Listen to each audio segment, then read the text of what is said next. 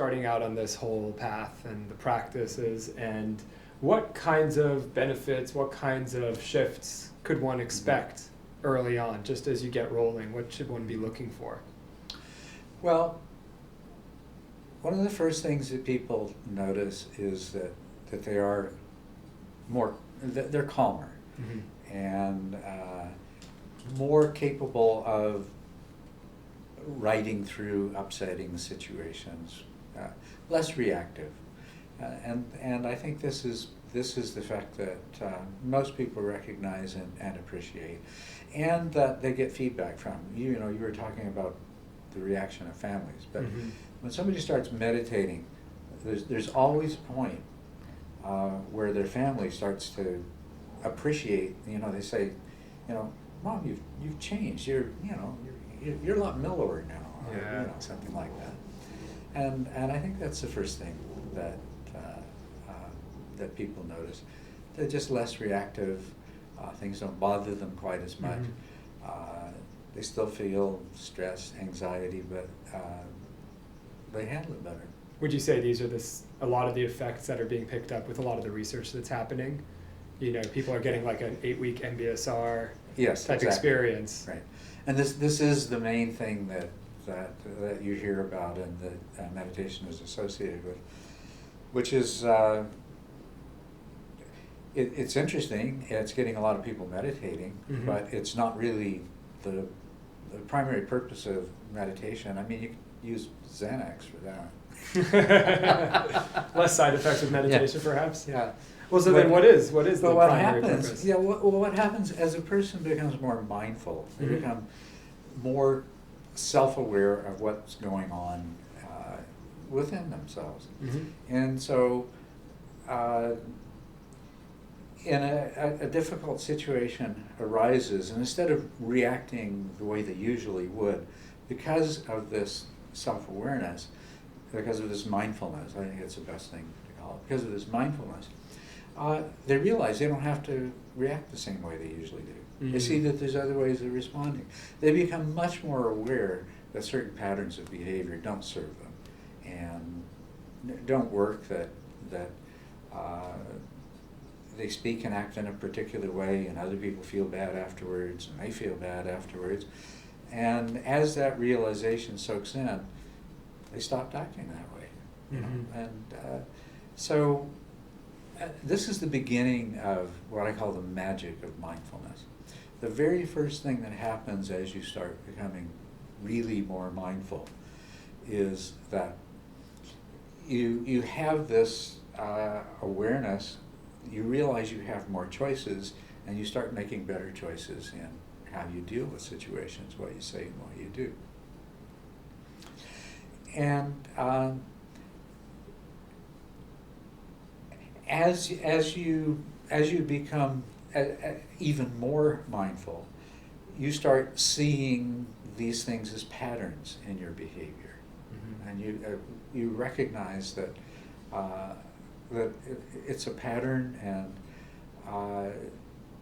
so you're not just overcoming the way you react in one particular situation.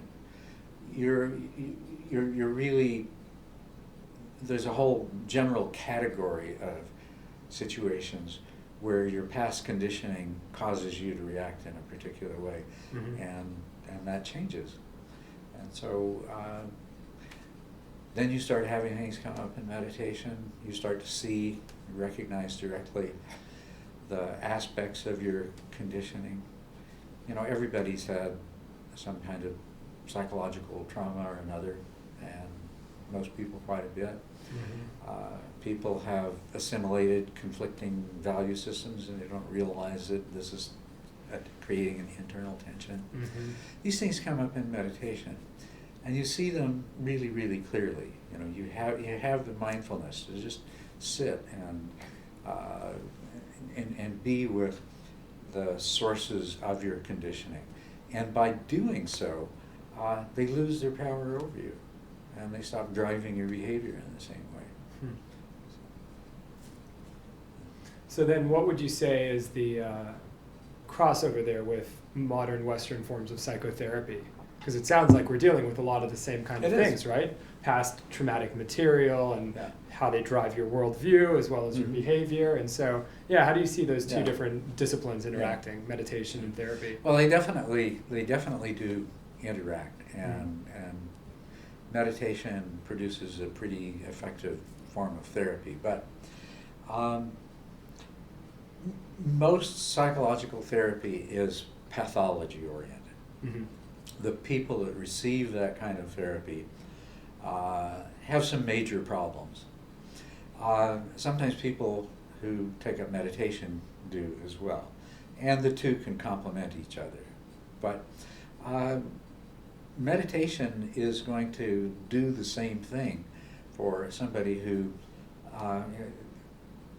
their neurosis, it's the normal degree of neurosis. Everyday crazy. Everyday crazy, that's right. And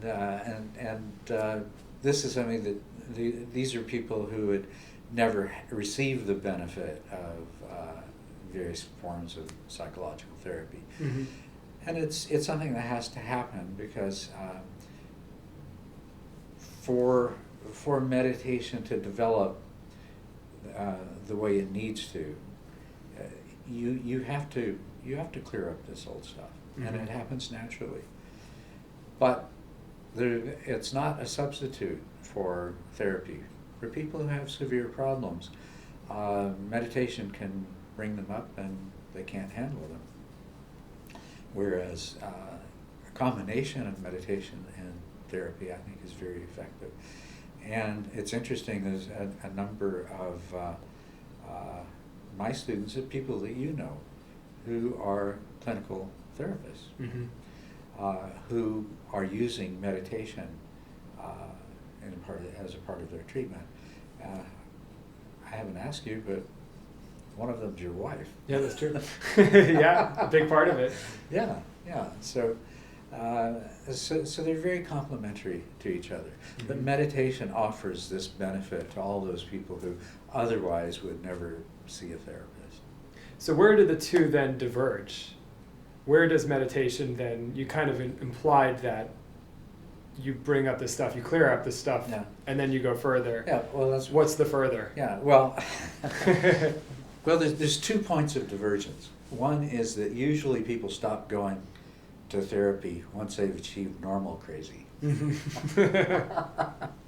Whereas people who are meditating get to go way beyond that. But the other thing is that there is it's really a very similar thing. It's a kind of conditioning we have that lies at the root of so many of our problems. This is very deep conditioning, this belief that we're a separate self, Mm-hmm. and that we live in a world of separate objects, and that our happiness or our suffering depends on our interaction with those other things. And our life becomes this struggle. We're trying to manipulate the world so that we're going to get the happiness that we want and avoid the pain. And this is all based on a delusion, a misperception of reality, Mm-hmm. because we aren't the separate selves that we think we are. And we're totally interconnected with everything else. It's because we feel a separation that we are driven by craving, which includes both the desire to have the things we think will make us happy and to avoid the things that we think will cause us suffering. So because of this attachment to self, but because of this selfishness, we act out of craving, and craving causes suffering. It's in it by itself. Mm-hmm. It puts you in the state of wanting something you don't have, or being afraid you're going to lose something that you do have, or and there's no way to avoid suffering in this world. No way to avoid pain. But as it turns out, it's because of this diluted way of seeing things, of not realizing that our happiness really comes from within, it's not due to what happens to us. It is who we are and how we deal with whatever happens to us. Mm. You know, and so both our happiness and our suffering have a lot more to do with what goes on in our own minds. Mhm. And so it's sort of a continuation of the therapy. It goes beyond just being better than normal crazy.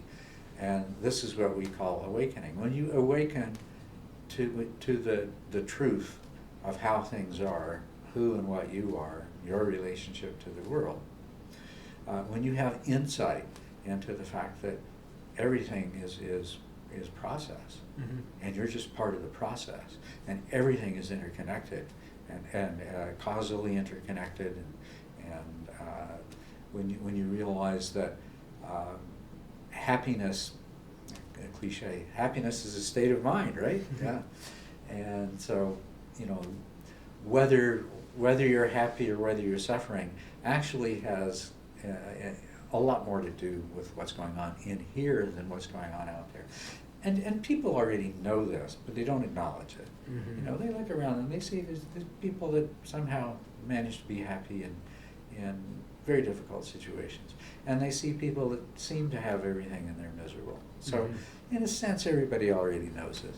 But yeah, this is the ultimate therapy. Mhm. When you have the insight that wipes away these delusions, and you live your life from a completely different place, you become a person who is naturally happy and who has a lot of compassion for other beings, because you don't see yourself as separate from and in competition with them.